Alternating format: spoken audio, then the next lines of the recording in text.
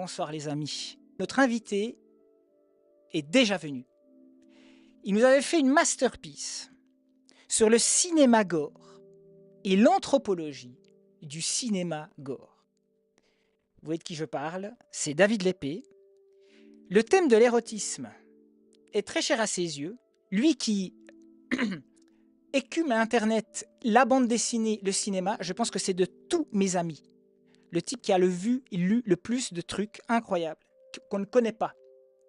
C'est pas comme Baltonsberg que je salue, qui a lu tout Tolstoï, Dostoïevski, qui connaît. Voilà. Non, il a lu des choses qu'on ne connaît pas. Il a vu des films hollywoodiens, bollywoodiens, chinois, hongkongais, il n'y a que lui qui passe des temps à se faire des escarres au cul pour voir des bijoux. C'est un honneur de parler un petit peu gourgandine ce soir, surtout qu'il en a fait des chansons, des textes. C'est assez impressionnant tout ce qu'il sait faire, ce mec. Alors, je suis vraiment très content de te recevoir. On a pas mal de sujets sur la planche. On a beaucoup fait de tunnels ensemble dans la vraie vie. Je redis encore aux amis.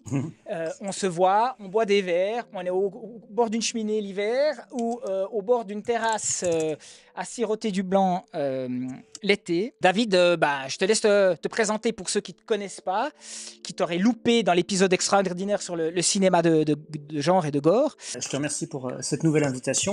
Je m'appelle David Lépée. Avec Mandrill, on se connaît depuis, je sais pas, 15 ans, 20 ans. Je suis un petit peu perdu la notion du ton puisqu'on vient à la base du même bled. J'ai été rédacteur en chef de la revue Crisis pendant quelques années, qui est une revue éditée à Paris, qui est une revue de philosophie, de sciences humaines. J'ai arrêté par manque de temps, mais je suis toujours un collaborateur régulier depuis plus de 12 ans maintenant, 13 je crois, de la revue Éléments, qui est un petit peu ma famille intellectuelle et tout simplement amicale. Je crois que l'essentiel est dit. Super. Je t'ai choisi pour parler d'érotisme parce que tu partages sur ton Facebook des pépites, des perles, mais des trucs. Mais je suis mort de rire derrière mon siège, derrière mon téléphone quand je fais du scrolling. Et je sais que quand je viens chez toi, quand je suis happé par l'algorithme sur les propositions que toi tu postes, je sais que c'est de la qualité, donc je me fais plaisir. Et je me dis là, si je suis sur le mur à David, c'est quelque chose de bien, c'est quelque chose qui va me faire réfléchir et qui va me faire des liens. C'est ce que j'espère pour cette émission. On va pas parler politique, on va parler érotisme, on va parler logos. Tu es quand même un mec qui va chercher l'érotisme dans des bandes dessinées, on n'aurait pas l'idée de le voir. Tu peux juste nous en dire un petit peu plus là-dessus? Ah oui, je pense que tu fais référence à un article que j'avais sorti il y a quelques années, mais c'était en fait dans le cadre d'Éléments. On préparait un numéro spécial sur la bande dessinée. On avait interviewé le rédac chef de Fluide Glacial, on avait interviewé un dessinateur que j'aime beaucoup, que tu connais peut-être, qui est, je pense, assez proche de nos sensibilités, qui s'appelle Monsieur le Chien, qui est un auteur de Fluide Glacial, qui a un humour redoutable. Et j'ai voulu faire quelque chose, on m'a proposé de faire quelque chose sur la BD érotique, mais ça, c'est un sujet passionnant, bien sûr, mais c'est un sujet qui a été fait et refait, enfin, une fois qu'on a écrit une dizaine d'articles sur Manara, sur Serpieri, sur tous les classiques. C'est intéressant, mais c'est pas très original, disons, c'est devenu presque un genre académique en soi. Il m'a paru plus intéressant d'examiner l'érotisme dans la bande dessinée, non pas pour adultes, mais dans la bande dessinée pour la jeunesse, la bande dessinée familiale, comme on le disait dans la tradition franco-belge de la bande dessinée européenne qu'on a connue étant petit et qui existe toujours, quoique un peu moins, puisque maintenant elle est concurrencée par tes amis de Marvel et du Japon, tous pairs. Mais à l'époque où il y avait encore de la bonne BD bien de chez nous, aussi chaste soit-elle en apparence, sage, bien pensante et enfantine, il pouvait s'y glisser de l'érotisme involontaire dans la mesure où déjà c'est tout ce qu'on avait sous la main, forcément. Et puis il y a parfois non seulement des doubles lectures de la part de certains auteurs. Pour prendre un auteur tout à fait, alors, je dirais pas actuel parce qu'il est très âgé, mais il a fait l'objet d'une polémique il y a quelques mois et je l'aime beaucoup, c'est Dany, qui est un homme qui doit avoir maintenant plus de 80 ans, qui était l'auteur d'une série formidable pour la jeunesse dont j'ai acheté l'intégrale il y a quelques années, là, qui s'appelle Olivier Rameau. Olivier Rameau, c'est une sorte de Lewis Carroll à la française, dans la mode des 60s, avec une héroïne qui ressemble à Brigitte Bardot jeune, et dans un monde carolien plein de fantaisie et de jeux de mots. C'est formidable. À côté, il avait une œuvre érotique, un petit peu beauf. C'était en gros, il mettait en scène sur une ou deux pages des blagues, des blagues de cul carambar, quoi. Alors c'était pas extrêmement drôle, mais le dessin restait très érotique. Et pourquoi est-ce que j'ai dit qu'il a fait l'actualité? C'est parce que ça a été un des derniers repreneurs de la série Spirou, puisque Spirou, vous connaissez tous cette série classique. Dupuis, l'éditeur de Spirou, a conservé la franchise après le départ de tous les auteurs classiques.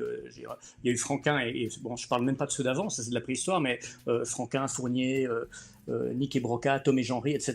Et ensuite, à partir des années 2000, ils ont fait un choix que je trouve commercialement et artistiquement assez audacieux, qui est de confier des contrats de courte durée, en général c'est un album, à un dessinateur ou à un duo de dessinateurs et de scénaristes pour revisiter Spirou. Alors on a le pire comme le meilleur. Le pire, c'est qu'il y a parfois des trucs complètement woke, bien pensants, avec des dessins dégueulasses. Puis le meilleur, c'est qu'il y a parfois des audaces, des formes d'avant-garde ou de rétro-avant-garde qui sont assez formidables. Danny est un petit peu entre les deux, c'est-à-dire que c'est un assez bon album. Il a fait un album il y a 2 ans qui s'appelle Spirou et la Gorgone Bleue, qui est une sorte d'aventure sur fond d'écologisme. Son dessin, c'est un petit peu empâté avec le temps parce que il vieillit, mais c'est toujours de bonne facture. Mais il s'est fait censurer parce qu'il y a une TikTokeuse woke qui trouvait que ces représentations des gens racisés, comme on dit, et des femmes étaient caricaturales. En gros, les noirs étaient coloriés en noir et les femmes avaient des formes, ce qui est absolument pas conforme au réel, comme nous le savons tous. Cette petite TikTokeuse, qui à mon avis c'était le premier livre et même la première bande dessinée qu'elle ouvrait, a été malgré tout entendue par Dupuis, qui a beau être un des premiers sur le marché de l'édition de la BD franco-belge. Ils ont cédé et ils ont retiré les albums de la vente. J'ai fait partie des gens qui ont lancé une pétition pour le soutenir. On a eu plus de 20 000 signatures sur la France et la Suisse. Pour le moment, Dupuis n'a pas cédé, mais Danny a été touché par notre geste. Il nous a d'ailleurs réalisé un dessin dédicacé qui représente Trump à côté d'un Afro-Américain, et l'Afro-Américain montre Trump du doigt en disant « Ah, lui, on a le droit de le caricaturer, mais pas moi, c'est du racisme. » Je referme ce petit tunnel pour dire que Danny, c'est l'exemple, même si l'œuvre dont je parle date d'il y a plus de 40 ans, d'un auteur assez coquin dans l'âme, assez grivois, qui aimait beaucoup le dessin érotique et qui a fait des choses merveilleuses pour les enfants qui sont innocentes, qui ne sont absolument pas obscènes, mais qui devaient quand même bien plaire aux grands frères et aux papas, parce que ces héroïnes sont très belles et sont très sexy, et il y en a beaucoup comme ça. C'est un petit peu comme en littérature avec, je sais pas, Pierre Gripari, voilà, qui est très cher à la revue Éléments, qui était à la fois l'auteur que nous connaissons tous, le conteur pour enfants, la sorcière de la rue Broca, les contes de la rue Mouffetard, et qui à côté a écrit des récits érotiques, alors plutôt homosexuels dans son cas, mais disons très grivois, ou alors auteur anglo-saxon, Roald Dahl. Je pense que si vous êtes de notre génération, vous connaissez aussi ce grand auteur pour enfants, qui est connu aussi grâce au cinéma, quoi. Charlie et la chocolaterie, James et la grosse pêche, Mathilda, etc. Mais qui à côté a écrit des nouvelles assez noires, assez érotiques, qui ont d'ailleurs, il a été un des scénaristes d'Hitchcock pour sa série télévisée Hitchcock raconte, et c'était absolument pas contradictoire. Après ça, c'est le côté double œuvre des artistes, mais même les artistes qui ont une œuvre beaucoup plus homogène et premier degré, on peut trouver de l'érotisme. Je sais pas, est-ce que la maman de Boule et Bill, voilà, c'est ça, t'avais ta théorie, n'est pas très glamour, tu vois. Par exemple, je ne vous parlais pas de la Schtroumpfette parce que ça nous amène presque dans un registre zoophile dont je me tiens prudemment écarté. Mais enfin, il y a plein de... Si vous vous souvenez de toutes les bandes dessinées que nous lisions dans les années 80, 90 ou peut-être même 2000, donc c'est une bande dessinée de qualité, bien illustrée. Eh bien, je sais pas, Yoko Tsuno, par exemple, Natacha, enfin, je pense que tu as sûrement d'autres exemples qui te viennent en tête parce que je pense qu'on lisait les mêmes choses. Ça restait très sage. Je veux dire, c'était absolument, ça ne tombait sous le coup d'aucune censure. Mais il y avait beaucoup de glamour, en fait. Il y avait beaucoup de sensualité. Et je trouvais plus original de parler de la sensualité de la maman de Boule et Bill plutôt que d'une héroïne de Manara, même si j'aime beaucoup les deux.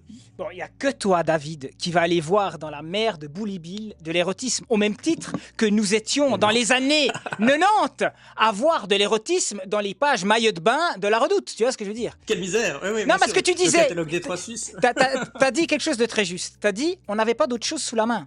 Et ça, c'est quand même fondamental. Il fut un temps où le cul ne circulait pas autant que maintenant. ou de manière en tout cas beaucoup plus subtile. Je parle des séries Ouais, roses, après- RTL 9 et tout ça, qui étaient vraiment deg. Je veux dire, les mecs, ils étaient là à faire de l'herbaise. Je veux dire, c'est même pas du préliminaire, quoi. C'est même pas vintage. Ça a vraiment très très mal vieilli. D'ailleurs, ça n'existe pas. J'ai pas trouvé il y a personne qui a remis ça dans l'internet. C'est tellement mauvais que ça a disparu dans les limbes, quoi. Ah, ça peut se trouver encore quand on...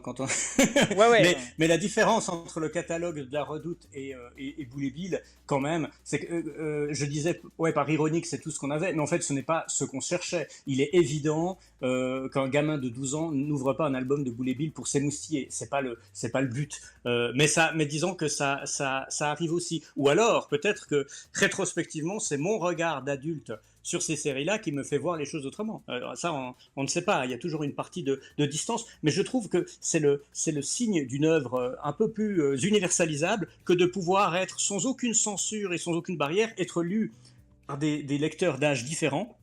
Et de ne pas y voir les mêmes choses sans que ceux qui ne les voient pas soient choqués pour autant. D'ailleurs, j'en profite, je suis allé faire un tout petit tour sur le chat, je vois que plusieurs de tes auditeurs ont mentionné les femmes du petit Spirou, notamment Mademoiselle Chiffre, la professeure de maths, ou la maman du petit Spirou, tout simplement. Et j'en ai parlé dans mon article d'ailleurs, parce que c'est difficile de passer à côté. Il est vrai que Tom et Jean-Henri, donc les repreneurs de Spirou qui ont créé la série du petit Spirou, ne se cachait pas d'avoir vraiment beaucoup érotisé cette série. Au niveau du rapport du sexe à l'humour, c'était un peu le Titeuf français, en mieux à mon avis. Dans le petit Spirou, toutes les femmes de la génération de sa maman sont fort avenantes. Fort avenant.